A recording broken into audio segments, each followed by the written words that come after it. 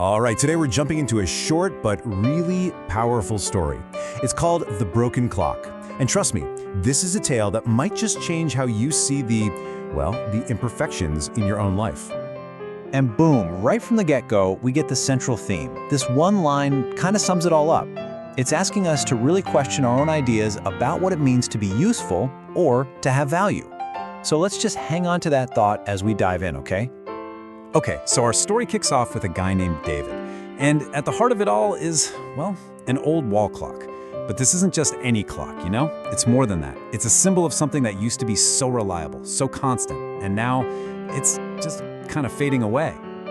Yeah, right away the story makes it clear this is not just some piece of machinery.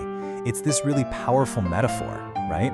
It stands for all those things we toss aside. You know, the projects we give up on, or maybe even the relationships we let go of because they're not perfect anymore. And we watch its decline happen, and it happens fast.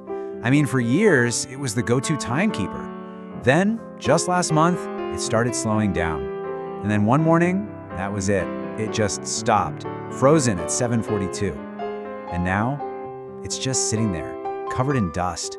A pretty quick fall from grace, isn't it? And this, right here, is basically the final nail in the coffin. David just tosses it into a box, and that one thought, he knew he wouldn't fix it. Wow, that says so much, doesn't it? It's total resignation. For him, the clock story was over. It was officially useless. But then, the story takes a turn. We're shifting gears now, away from this slow decline and into this one very specific, very rushed morning. And you can just feel it. The stage is being set for something totally unexpected.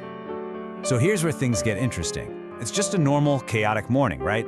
He's grabbing his keys, heading for the door, but then he stops. Something breaks that routine, and the pace of the story just slows right down, making us lean in and go, wait, what did he see? And what he sees, it's almost magical. That forgotten dusty old clock is suddenly lit up, just glowing in this perfect beam of sunlight. This thing that was basically dead and discarded is now the absolute center of attention. It's just a beautiful, kind of surreal picture.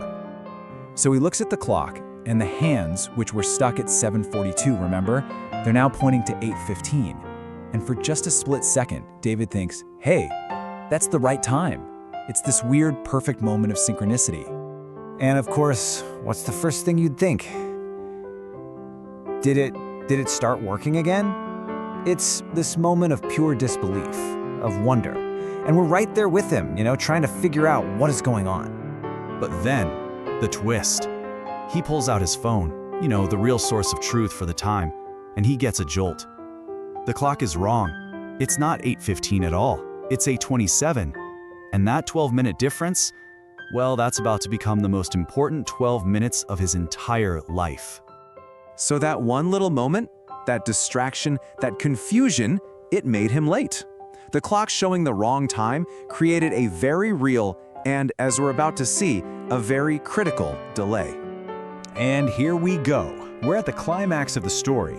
That tiny, what seemed like an insignificant delay has just set in motion a chain of events that leads to, well, this fateful moment. So he runs to his car, he rushes out onto the main road, and then he sees it. A huge delivery truck just slams through the intersection he would have been crossing. If he had been on time, if he hadn't stopped to look at that broken clock, he would have been right there, right in its path. And in that one instant, it all just clicks. The glowing clock, the wrong time, the delay. It wasn't broken, it wasn't a malfunction, it was a message. And the shock of what could have happened just hits him like a ton of bricks. So with that realization, the whole tone of the story shifts again. We move from that high-stakes drama to this moment of really deep understanding. This is where the clock's true purpose is finally revealed. See, the clock's job that day was never to tell time. Its real purpose was to create a distraction, to show the wrong time, to cause a crucial delay, and ultimately to save his life. Its greatest failure was actually its greatest achievement. Just think about that. So when David gets home, everything has changed for him.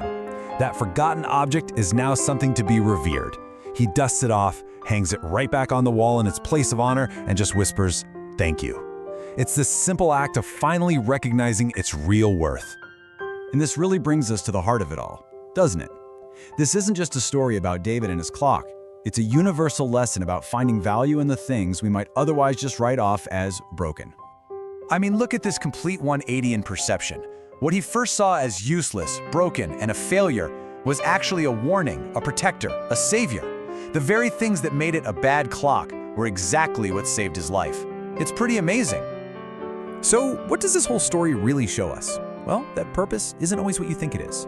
It's not always conventional. Value isn't always about being perfect. Sometimes, the most profound meaning is hidden inside the imperfections. And maybe, just maybe, the things we think are useless are just waiting for the right moment to show us what they're really for. And that leaves us with one last question to chew on. What in your life seems broken? What have you written off as a failure or just useless? Could it be a project that stalled out? A tough relationship? Maybe even something you see as a personal flaw? Is it possible its real purpose just hasn't shown up yet? Definitely something to